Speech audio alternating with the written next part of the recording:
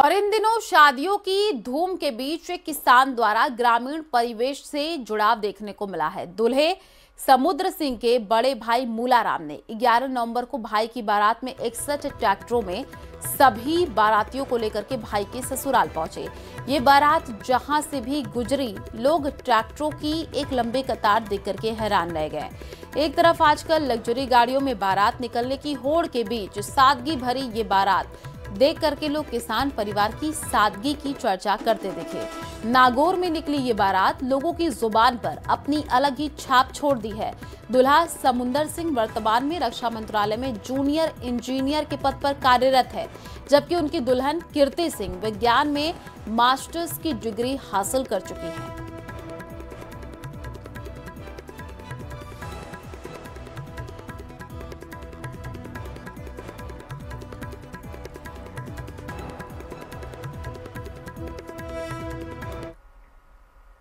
श्रीगंगानगर में पिछले कुछ दिनों से न्यूनतम और अधिकतम तापमान में हो रही गिरावट से ठंड का एहसास बढ़ गया है। पहाड़ी क्षेत्र में बर्फबारी और उत्तरी हवाओं की वजह से तापमान में गिरावट दर्ज की जा रही है। सर्दी का एहसास भी होने लगा है। मौसम विभाग ने भी आगामी एक सप्ताह के दौरान मौसम शुष्क रहने के साथ ही न्यूनतम तापमान में 2 से 3 डिग्री सेल्सियस की गिरावट की संभावना जताई है।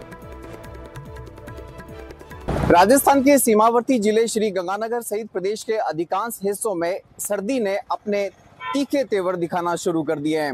राजस्थान के सरहदी जिले श्रीगंगानगर की बात की जाए तो श्रीगंगानगर में भी पिछले कई दिनों से तापमान में लगातार गिरावट दर्ज की जा रही है। खासतौर से रात के तापमान में 2 से 3 डिग्री सेल्सियस की गिरावट आने की वजह से रात के समय गलन का एहसास होना शुरू हो गया है।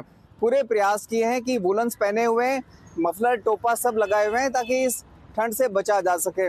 हमारे साथ कुछ लोग मौजूद हैं, उनसे भी बात करते हैं और ये जानने का प्रयास करते हैं कि अभी गंगानगर में मौसम कैसा है। कैसा है सर गंगानगर में? गंगानगर में अब कई दिन से ठंड पड़नी शुरू हो गई है, तो सुबह और शाम की तो काफी ठंड हवा तेज होती है, ठंडी हवा होती है, जिससे मतलब गर्म कपड़ा भी जरूरी है। नहीं पहनने से एलर्जी का, जुकाम का, कुछ पोल्यूशन का भी असर है। पास में पराली वगैरह जलने से आंखों में भी जलन होने लगी है।